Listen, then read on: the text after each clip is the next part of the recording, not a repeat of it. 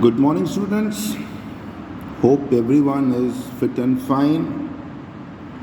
The weather has not permitted us to have a physical one-to-one class, but nevertheless, we are here continuing with the studies. As per the schedule, we were supposed to start a new chapter, that is agriculture, and we will be going for the same thing. The chapter agriculture is important not only from the studies point of view but also from the perspective of being Indian. As we have already learnt about, nearly 2/3 of the workforce is employed in this particular field, which belongs to the primary sector, and it is the source of food which we consume. So providing job, providing us with food, and because of the surplus production which the country happens to see, we also tend to export those materials and also become a source of foreign exchange. So this agriculture is important. Just like as any other class, when we start with a new chapter, the questions we have to understand are going to be important, which need to be addressed and worked upon. So in this chapter, we are going to learn about the various activities which are associated with agriculture. Basically, we will be learning about the types of farming, which we will be learning about the primitive subsistence, the intensive subsistence. We will be also learning about, first of all, the cropping pattern, in which season it is grown. We will be also learning about the major crops. We will be learning about major non-food crops. We will be learning about the various technologies which help us achieve the desired result in having the ample of production in agriculture. So going by the book, we will be starting with the very first topic associated, and that topic would be the types of farming. Now, farmers in different parts of India, they practice different types of farming, and this is because of the types of soil which is present, the climatic conditions which are prevalent, and the irrigation facilities which is available, and most important, the economic background of the farmer. Now, based upon all these parameters, which parameters we have talked about? The nature of the land,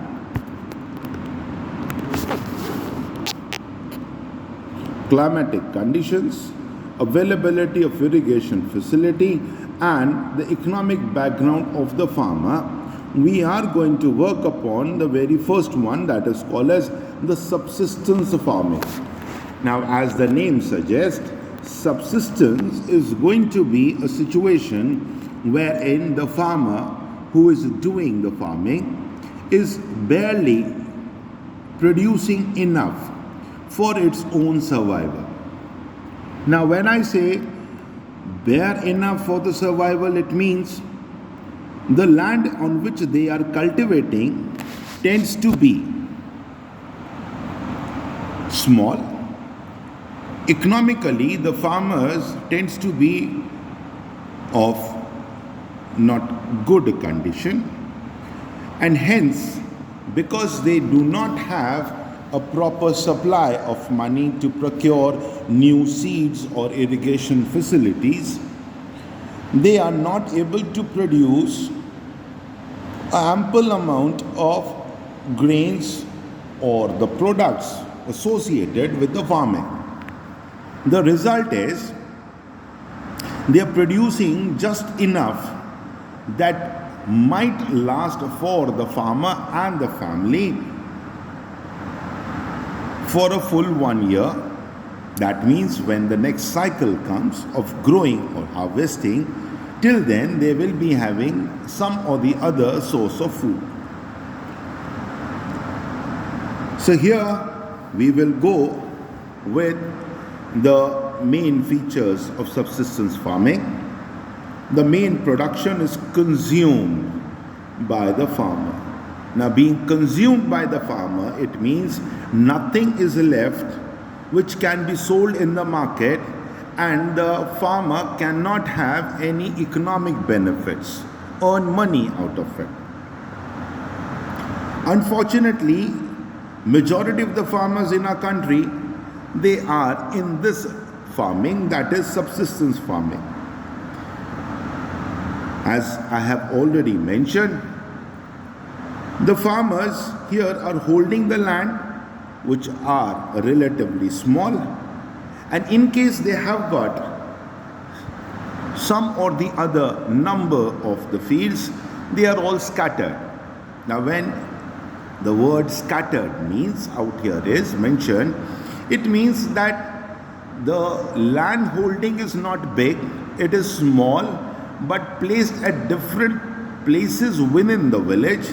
It means a farmer needs to carry out all the activities which he or she has carried out in one field in the other one also.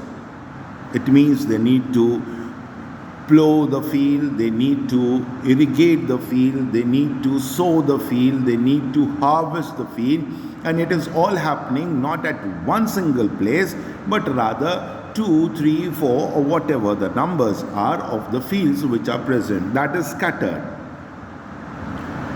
Because of the economic background, which is not good, farmers use primitive tools.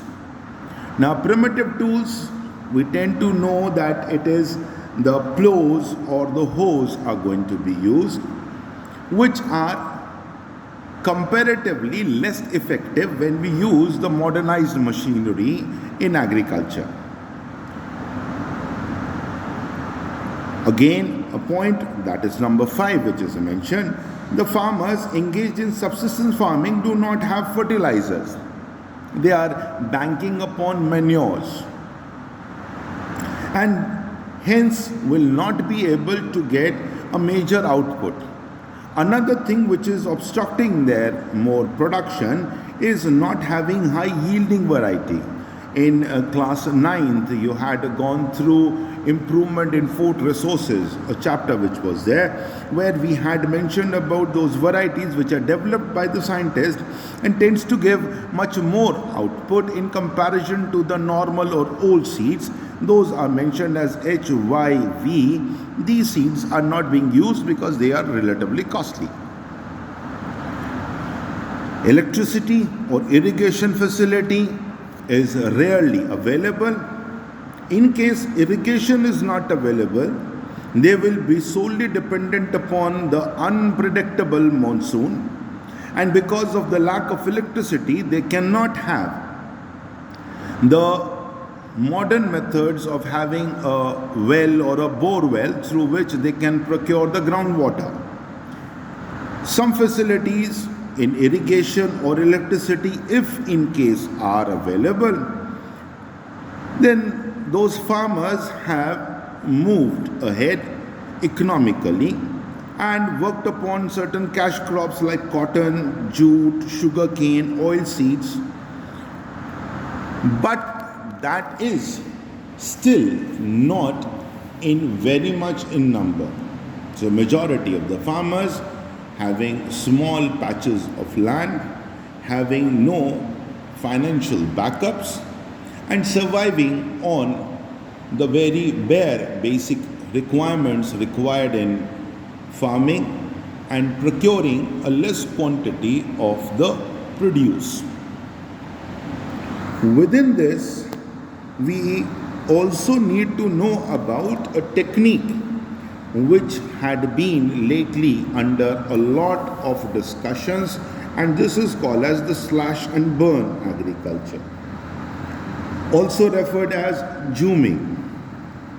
Now, this type of agriculture, which is subsistence farming, happens to be seen in those places which are occupied by the tribals who are living in deep jungles, and to just carry out the activity of farming, they tend to cut down the forest which is available, make a patch of land, and whatever the fallen plants are, they are burnt.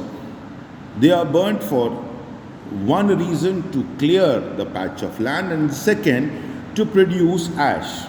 Now, ash is going to be used by these farmers who are present in those deep jungles to act as manures. These farmers will be dependent only on the monsoon rain and will continue to live in that area where they have cleared the land till the time the productivity is good, because there is no resupply of nutrients into the soil with the help of fertilizer or manure. They tend to remain at one place for 3 to 4 years or 5 years, depending upon the nutrients available in the soil.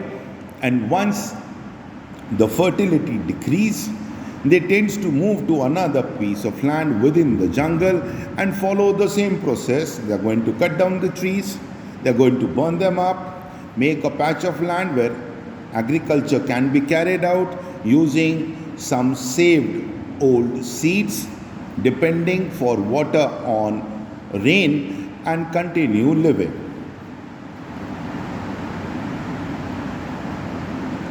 Here are certain names which have been mentioned,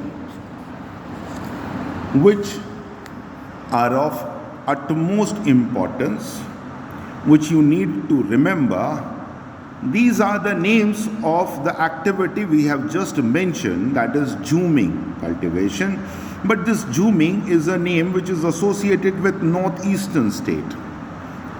It means as we tend to move on from one place to another, the activity remains same, but the name change. Like in Manipur, it will be referred as Pamlu. In Chhattisgarh, that is in Bastar district, or Andaman Nicobar Islands, the people carry out the same activity under the name of Deepa. In Madhya Pradesh, it is referred as Dahiya or Bevar. In Andhra Pradesh, as Podu or Penda. In Odisha, it is Pamadabi or Koman or Bringa. Whereas in Western Ghats, it is called as Kumari. In southeastern Rajasthan, it is called as Valre or Valtre. And in Himalayan belt, it is Khil. And in Jharkhand, it is Kuruva. These are the names which might come across to ask, related to the region where this type of subsistence farming in the form of slash and burn is being carried out. So you tend to need to remember the places and the name of the farming. We will be keeping till this particular topic a quick revision, wherein we have started with learning about the types of farming in which subsistence farming has been discussed. We have learnt about what are the major problems seen by the farmers who are involved in subsistence farming, and the various other names associated with the slash and burn or Juming cultivation across India.